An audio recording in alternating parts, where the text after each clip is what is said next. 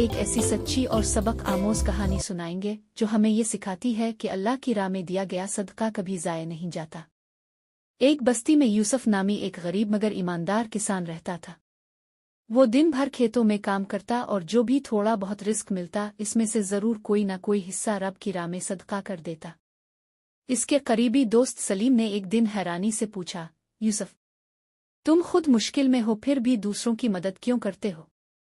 یوسف مسکرایا اور بولا، اللہ کے رسول صلی اللہ علیہ وآلہ وسلم نے فرمایا ہے کہ صدقہ مصیبتوں کو دور کرتا ہے اور میں رب کی رضا کے لیے یہ کام کرتا ہوں۔ ایک دن شدید قحط آیا، کھیت سوکھ گئے اور گاؤں کے زیادہ تر لوگ فاقے کا شکار ہو گئے۔ یوسف کے پاس بھی کچھ زیادہ اناج نہ بچا مگر پھر بھی اس نے ایک یتیم بچے کو کھانے کے لیے کچھ دیا۔ چند دن بعد ایک اجنبی گاؤں آیا اور یوسف سے بولا، میں ایک رئیس آدمی کا نمائندہ ہوں، وہ چاہتا ہے کہ اس کے کھیتوں کی دیکھ بھال کوئی ایماندار شخص کرے۔ میں نے تمہاری دیانتداری کے بہت قصے سنے ہیں، کیا تم یہ کام کرو گے؟ یوسف حیران رہ گیا۔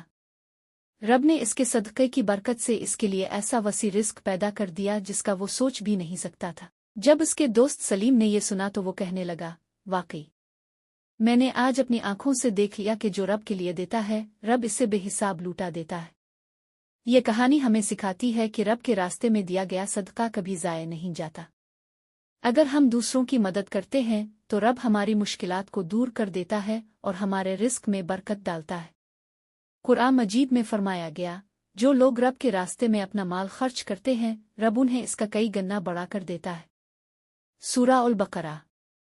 اگر آپ کو یہ کہانی پسند آئی تو تاکہ مزید خوبصورت اسلامی ویڈیوز اب تک پہنچ سکیں اور مزید دلچسپ سبق آموز اسلامی اور مزاحیہ کہانیوں کے لیے ہمارے چینل کو فالو کریں، لائک کریں، کمنٹ کریں، شیئر کریں اور بیل آئیکن کو دبانا نہ بھولیں۔